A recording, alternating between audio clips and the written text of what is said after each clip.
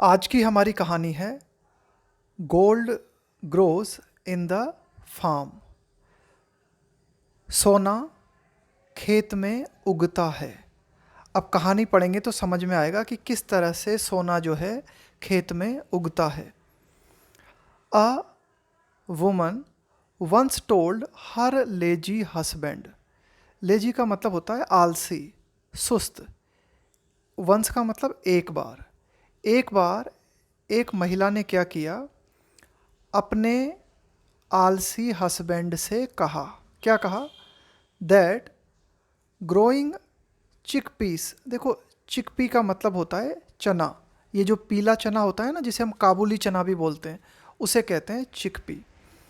तो महिला ने अपने आलसी पति को बताया कि growing chickpeas would bring gold, यानी कि चिकपीस को उगाने से क्या होगा, सोना मिलेगा।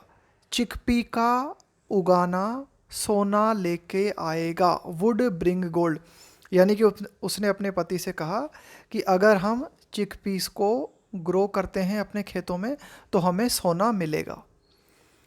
When the time came, जब समय आया, he saw only the chickpea plants. He saw only the chickpea plants. तो जो पति था, महिला का जो हस्बैंड था, उसे खेत में सोना तो दिखा नहीं। उसे क्या दिखा? सिर्फ ये चने के पौधे दिखाई दिए। कमिंग आउट, यानी कि चने के पौधे ज़मीन से धीरे धीरे बाहर आ रहे थे, बट नो गोल्ड, लेकिन सोना बाहर नहीं आ रहा था। He went to his wife and said to her.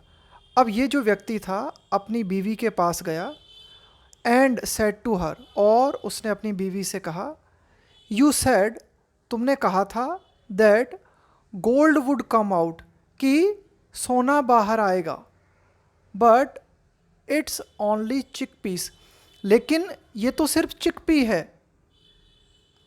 The wife then said, तो वाइफ जो थी इसने क्या कहा फिर उस टाइम पर? This time I will give you wheat to grow. इस टाइम पर अब की बार मैं तुम्हें जो है गेहूं दूंगी उगाने के लिए। This time I will give you wheat to grow. इस टाइम उगाने के लिए मैं तुम्हें क्या दूंगी? गेहूं दूंगी। Then for sure, for sure का मतलब होता है निश्चित रूप से, कि इस बार ऐसा करो, पहले तो तुमने चिकपी बोया था, अब ऐसा करो तुम व्हीट को बो, गेहूं को बो, और अब की बार क्या होगा? निश्चित रूप से गोल्ड विल ग्रो, कि सोना जो है वह ग्रो करेगा, सोना जो है हमारे खेतों में उगेगा। द मैन एग्रीड, तो इस वुमन का जो हस्बैंड था वह एग्री हो गया, सहमत हो गया। एंड वेंट, और गया, एंड सोड व्हीट इन हिज फील्ड। सो का मतलब होता है बोना, जो बुवाई करता है ना किसान खेत में, उसको बोलते हैं सो। व्हीट इन हिज फील्ड, तो आदमी जो है वो सहमत हो गया और अपने फील्ड में जाके उसने गेहूं की बुवाई कर दी।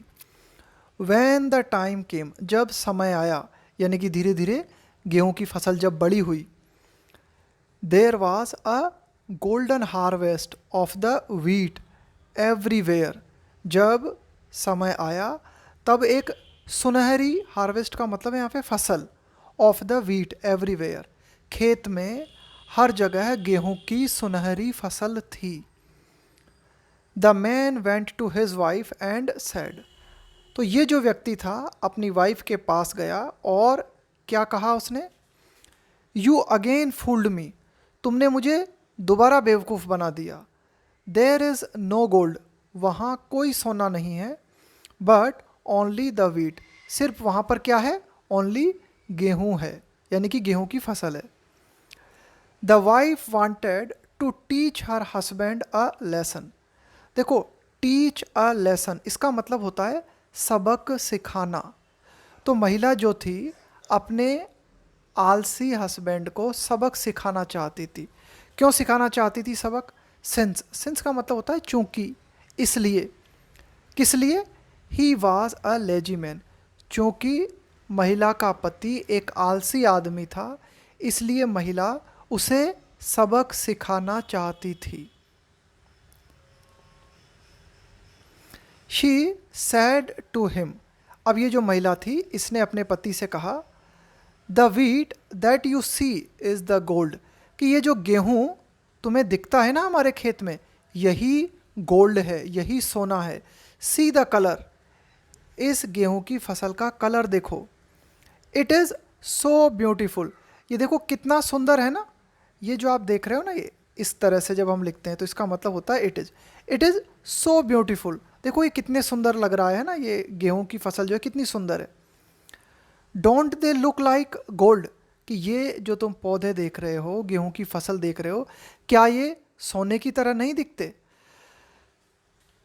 मॉरल, क्या मॉरल मिलता है इस कहानी का? इस कहानी का मॉरल ये है कि महिला अपने पति को, आलसी पति को जो है सबक सिखाना चाहती थी, उसे जो है मेहनत करना सिखाना चाहती थी, और उसे ये बताना चाहती थी कि भाई अगर आप मेहनत करते हो तो आपके काम से जो रिज़ल्ट आपको मिलता है ना, वो बिल्कुल सोने जैसा होता है। अब गेहूं की जो फसल है उसे बेच के आपको रुपया पैसा मिलेगा, तो एक तरीके से धन मिल गया ना आपको। तो यही वो महिला जो है बताना चाह रही थी अपने हस्बैंड को। You should not be lazy, lazy का मतलब वही आलसी। यू, और ये जो बी है ना, इसका मतलब होता है होना। You should not be lazy, तुम्हें आलसी नहीं होना चाहिए। वर्क हार्ड, कठिन परिश्रम करो। And you will be rewarded, और अगर आप कठिन परिश्रम करोगे तो तुम्हें इसका पुरस्कार मिलेगा, इस मेहनत का फल मिलेगा। यानी कि फाइनली अगर गोल्ड आपको पाना है तो उसके लिए परिश्रम करना होगा। तो गोल्ड जो है ना यहाँ पे एक तरीके से प्रतीक के रूप में आया है, यानी कि अगर आप मेहनत करते हो तो मेहनत का जो फल मिलता है ना आपको, वही गोल्ड है। तो ये बहुत अच्छी कहानी थी हमारी।